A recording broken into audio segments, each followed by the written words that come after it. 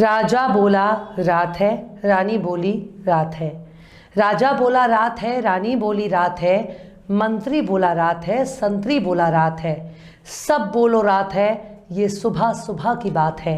सलाम, नमस्ते, सत श्री अकाल। मैं हूं आपके साथ हर्षिता मिश्रा और आप देख रहे हैं टाइम्स मेल। झूठ ऐसा खतरनाक हथियार है जिसके दम पर बड़ी बड़ी हुकूमतों को गिराया जा सकता है। झूठ एक ऐसा हथियार है जो दोस्ती में दरार पैदा कर सकता है, मियाँ बीवी में तलाक करवा सकता है। झूठ की बुनियाद पर किसी शख्स को गुनहगार किया जा सकता है। झूठ के आधार पर पूरे समाज में आग लगाई जा सकती है। लेकिन इस झूठ को अगर न्यूज़ की शक्ल में परोसा जाए तो इस फेक न्यूज़ से बड़ा घातक हथियार कोई दूसरा नहीं। इस वक्त पूरे देश में तमाम सियासी पार्टियां साल 2024 के लोकसभा चुनाव की तैयारी कर रही हैं। बेरोजगार रोजगार की तैयारी कर रहा है, तो वहीं दूसरी तरफ धर्म के नाम पर गोदी मीडिया दिन दहाड़े गांजा फूंक रही है। गोदी मीडिया की हरकतों को देखकर ऐसा लगता है कि इनको नोएडा फिल्म सिटी से बाहर निकलकर किसी न किसी मठ या फिर आश्रम में अपना स्टूडियो ट्रांसफर कर देना चाहिए। दरअसल पिछले 1 महीने से गोदी मीडिया ने जिस तरह श्रद्धा और आफ्ताब के प्रकरण को उछाला है, उसने भारत में पत्रकारिता का पलीता लगा दिया है। सूत्रों के हवाले से कुछ भी लिखने और बकने की आज़ादी को आखिर कैसे पत्रकारिता का नाम दिया जा सकता है। अब देश के एक जाने माने अखबार ने एक बार फिर से अपनी जहरीली पत्रकारिता के जरिए पूरे देश में गंदगी फैलाने का ऐलान कर दिया है। खुद को पत्रकारिता का धुरंधर कहने वाले एक अखबार ने धर्म के नाम पर एक ऐसी नफरत फैलाई है जिसे देखने के बाद ऐसा लगता है कि पूरे देश में बड़े पैमाने पर दंगा फैलाने की साजिश चल रही है। आफ्ताब ने श्रद्धा का कत्ल कब और क्यों किया, इसकी जांच अभी भी चल रही है। एक दूसरे के साथ प्यार, इश्क, मोहब्बत और लिविंग में रहने का फैसला क्यों किया, ये उन दोनों का निजी फैसला था। इसमें धर्म की क्या भूमिका है? मामला अभी भी अदालत में चल रहा है, पर गोदी मीडिया के अपने अपने दावे सामने आ रहे हैं। लेकिन एक बड़े अखबार ने एक गुमनाम पुलिस अफसर के हवाले से ऐसा कोरा झूठ परोसा है जिसके बाद समाज में हिंदू और मुस्लिमों के बीच की खाई और भी चौड़ी हो गई है। हिंदी भाषा के एक बड़े अखबार ने एक गुमनाम पुलिस अधिकार के हवाले से दावा किया है कि पॉलीग्राफ टेस्ट के दौरान आफ्ताब ने कबूल किया है कि अगर उसे श्रद्धा के कत्ल में फांसी हो जाती है तो उसे अफसोस नहीं होगा, क्योंकि उसे जन्नत में हूरे मिलेगी। यानी ये अखबार आफ्ताब को एक कातिल होने के साथ साथ एक कट्टर मुसलमान साबित करने की पुरजोर कोशिश कर रहा है और पुलिस के हवाले से दावा करता है कि आफ्ताब ने यह भी कबूल किया है कि उसने श्रद्धा के अलावा भी 20 से अधिक हिंदू लड़कियों से रिलेशनशिप में रहा है। तो ऐसे में सवाल है कि कौन सा ऐसा पुलिस अफसर है जो पॉलीग्राफी जैसे एक गोपनीय टेस्ट की खबर अपने विभाग से बाहर एक अखबार को शेयर कर रहा है, जबकि ये पूरा मामला अदालत में चल रहा है। लेकिन मीडिया ने शुरू से ही इसे धर्म से जोड़कर पेश किया और तो और इसे में लव जिहाद का एंगल भी जोड़ दिया गया। लेकिन मामले में ना तो कहीं धर्मांतरण की खबर सामने आई है और ना ही श्रद्धा और आफ्ताब ने निकाह किया, बल्कि पूरा मामला ही माँ बाप की बिगड़ैल औलाद और उसकी अय्याशी पर टिका हुआ है। न तो श्रद्धा को हिंदू धर्म ने पराये मर्द के साथ बिना शादी पत्नी बनने की इजाज़त दी है और ना ही इस्लाम ने आफ्ताब को गैर औरत के साथ जिना करने का हक दिया है। अगर शरीयत की नज़र से देखा जाए तो आफ्ताब ने श्रद्धा के साथ लिविंग में रहकर बहुत बड़ा पाप किया, जिसके लिए उसे जहन्नम मिलेगी। लेकिन उससे पहले उसका सिर कलम कर दिया जाएगा। फिर भी अगर इस मामले में धर्म को जोड़ा जाता है तो अदालत में इन तमाम दावों की हवा निकल जाएगी। दरअसल इस अखबार का नाम हम आपको बाद में बताएंगे, लेकिन आप इतना जान लीजिए कि ये पहले भी कई बार झूठी मनगढ़ंत और धर्म के नाम पर फेक न्यूज़ फैलाते रंगे हाथ पकड़े जा चुका है। लेकिन धर्म के नाम पर घिनौनी पत्रकारिता करने वाले अखबार को खुद मालूम नहीं है कि पॉलीग्राफी टेस्ट किसे कहते हैं, वरना उसका झूठ इस तरह से बेनकाब नहीं होता। लेकिन सबसे बड़ा सवाल पुलिस विभाग पर उठता है कि अगर आफ्ताब ने ऐसा कोई बयान दिया है तो उस टेस्ट को पॉलीग्राफी टेस्ट कैसे कहा जाएगा और इस टेस्ट में दिए गए बयान अदालत में मान्य होगा। लेकिन अगर एक अखबार ऐसा दावा कर रहा है तो वाकई बहुत ही हैरानी की बात है, क्योंकि इसका ताल्लुक सीधे तौर पर हमारी न्यायपालिका से है। जिस अखबार को पॉलीग्राफी के बारे में 2 लाइन भी नहीं मालूम, उसी अखबार की झूठी और फर्जी खबर का हवाला देकर कई मीडिया संस्थानों ने जमकर नफरत फैलाई है और हिंदू मुसलमान के बीच अविश्वास को बढ़ाने का काम किया। आखिर कैसे धर्म के नाम पर फेक न्यूज़ फैला रही है गोदी मीडिया? आखिर कैसे धर्म के नाम पर जहर बोल रहा है हिंदी का बड़ा अखबार?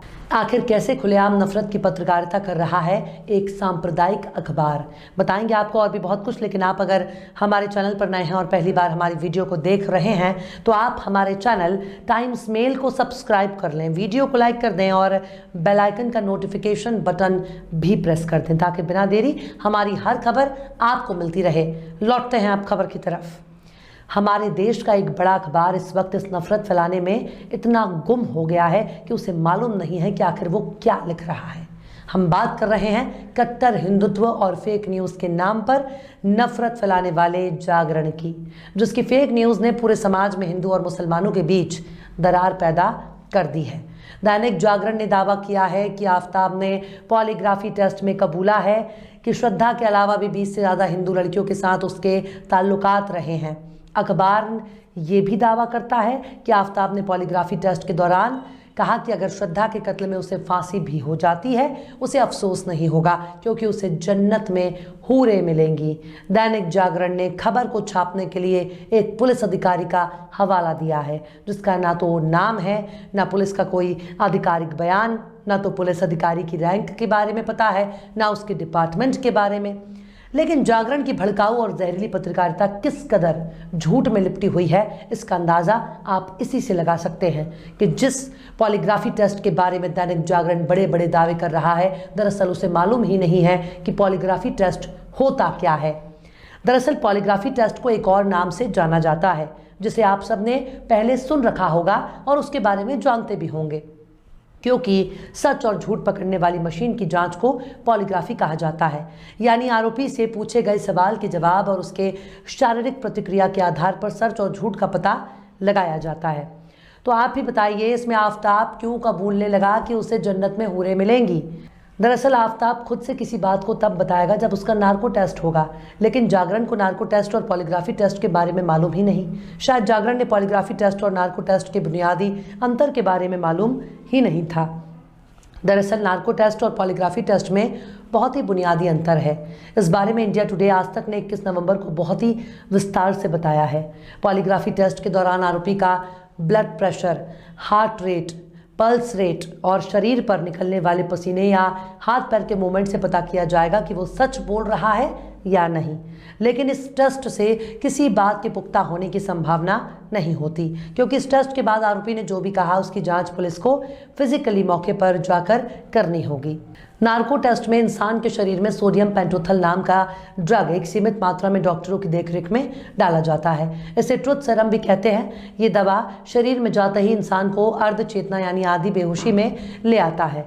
वो सही गलत का फैसला नहीं कर पाता, वो सिर्फ वही बात बोलता है जो उसे सच लगती है या उसकी याददाश्त में सच के रूप में बैठा है। इस ड्रग का इस्तेमाल कई बार सर्जरी के दौरान एनेस्थीसिया के तौर पर मरीज को बेहोश करने के लिए किया जाता है ताकि उसे दर्द ना हो।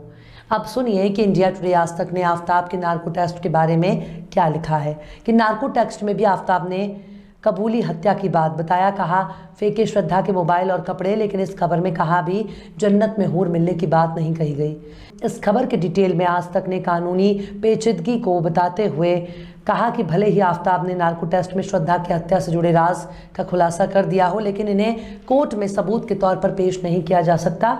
हालांकि पॉलीग्राफी और नार्को टेस्ट के जरिए पुलिस को और सुराग और सबूत खोजने में मदद मिल सकती है। माना जा रहा है कि अगर पुलिस आफताब की बताई जगह से श्रद्धा का मोबाइल और कपड़े बरामद कर लेती है तो इस केस में पुलिस के लिए बड़ी सफलता होगी।